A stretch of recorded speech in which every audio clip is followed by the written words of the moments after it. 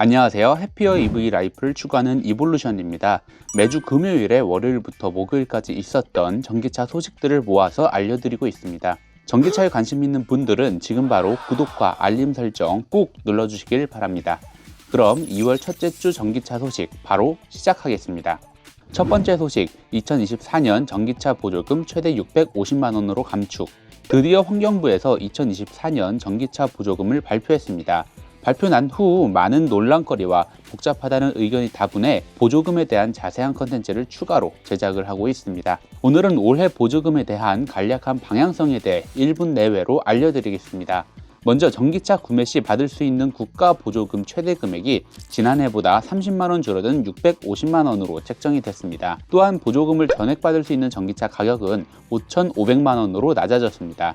중요한 변화 중 하나는 1회 충전 주행거리와 배터리 효율에 따른 보조금 차등 지원이 강화됐다는 점입니다. 이는 친환경적인 전기차 보급을 지원하고 배터리 기술 혁신을 유도하기 위함이다 라고 설명은 하지만 사실상 중국산 LFP 배터리를 탑재한 서민을 위한 보급형 전기차는 지원을 덜 하겠다는 방침으로 보입니다. 보조금 650만원 안에는 성능 보조금, 배터리 안전 보조금, 보급 목표 이행 보조금, 충전 인프라 보조금, 혁신 기술 보조금 등 총 5가지의 보조금으로 구성이 되어 있습니다. 현재 바뀐 보조금으로 인해 논란은 한두 개가 아닙니다. 이걸 왜 2월에 발표하냐? 아직도 비싼 전기차를 차상위 계층, 청년에게 왜 지원금을 주냐? 오히려 가격 내린 KGM, 테슬라는 무슨 죄냐? 등 정말 논란도 많고 복잡한 구조의 보조금 정책인데 이걸 또 세금을 써서 보조금 설계사 같은 공무원 직권을 만들어서 운영하는 건 아니겠죠? 두 번째 소식, 테슬라도 속수무책 당했다. 올 들어 국내 판매량 딱 한 대. 어쩌면 첫 번째 소식과 이어질 수 있는 주제이죠.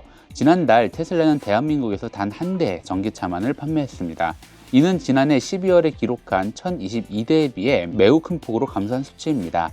이러한 급감의 주된 원인은 정부의 전기차 보조금 정책의 확정 지연으로 풀이가 됩니다. 보조금 정책의 불확실성으로 인해 소비자들은 보조금 없이 상대적으로 비싼 전기차를 꺼리게 되었습니다. 특히 LFP 배터리를 탑재한 전기차에 대한 보조금 삭감 예상은 중국산 모델 Y 후륜구동과 같은 인기 모델의 판매에도 영향을 미쳤습니다. 테슬라뿐만 아니라 다른 브랜드의 전기차 판매량도 크게 줄었습니다. 현대차 아이오닉 6, 코나 포터는 각각 4대씩 판매가 되었고 아이오닉 5는 39대에 그쳤습니다.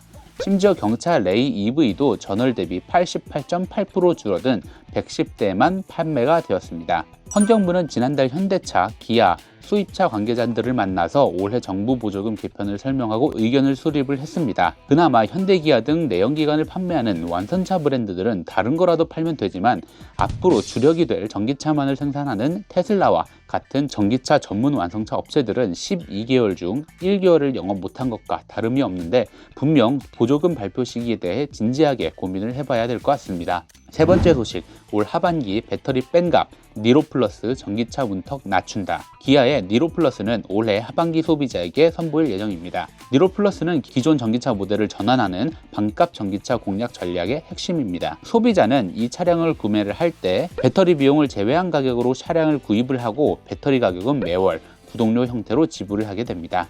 이 구독 서비스의 장점은 초기 차량 구매 부담을 대폭 낮추는 동시에 차량 유지 비용 또한 절감이 될 수 있을 것으로 기대됩니다. 구독 기간 동안 사용한 배터리의 잔존 가치만큼의 비용을 지불하면 되기 때문에 전체 비용 부담이 줄어듭니다.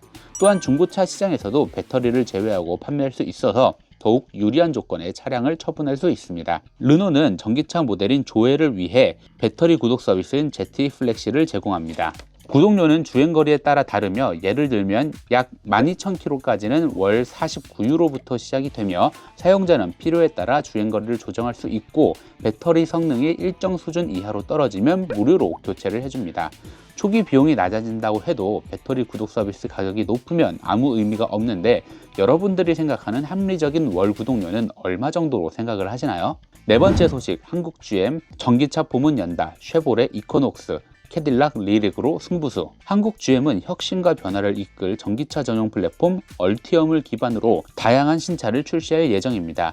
리릭은 완충 시 약 483km 이상의 주행거리를 제공할 것으로 예상됩니다. 파워트레인은 얼티엄 배터리 시스템을 탑재하고 후륜구동 기본 및 사륜구동 옵션을 제공할 가능성이 있습니다. 배터리 용량은 101.5kWh로 500마력과 75토크의 출력을 자랑한다고 합니다.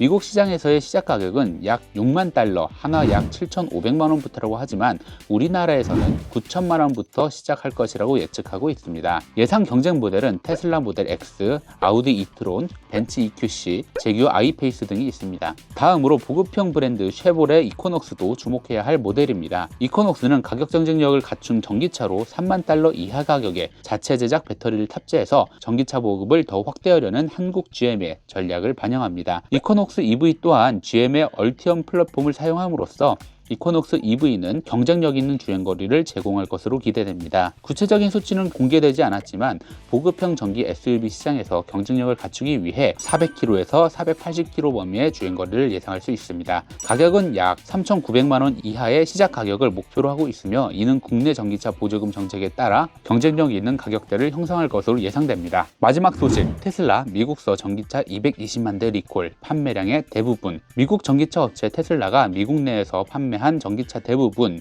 총 220만 대를 리콜하기로 결정했습니다. 이는 지난해에 이어 또다시 큰 규모의 리콜이라고 할 수 있는데요. 이번 리콜의 원인과 배경에 대해 자세히 살펴보겠습니다. 미국 도로교통안전국은 이번 리콜 결정의 주된 이유로는 계기판의 경고등 글꼴과 크기를 지적을 했습니다. 해당 글꼴과 크기가 너무 작아서 운전자가 쉽게 보지 못하며 이로 인해 사고가 발생할 위험이 있다고 판단한 것입니다.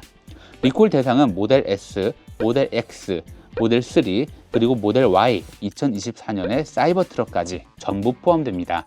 주요 문제는 브레이크, 주차 및 잠김 방지 브레이크 경고 등의 글꼴 크기가 안전 표준 규정보다 작다는 점입니다. 다행히도 이번 리콜 문제는 소프트웨어 업데이트를 통해 해결될 예정이라고 합니다. 네, 이렇게 해서 2월 첫째 주 전기차 소식에 대해서 알려드렸습니다. 이번 주 가장 인상 깊었었던 주제는 아무래도 2024년 전기차 보조금 지급 발표에 대한 기사인데요. 보조금 계산이 매우 복잡하다는 점, LFP 배터리를 탑재한 보급형 전기차의 지원을 줄인 점, 발표 시기가 늦다는 여론 등 생각해볼 거리가 많은 토픽이었습니다.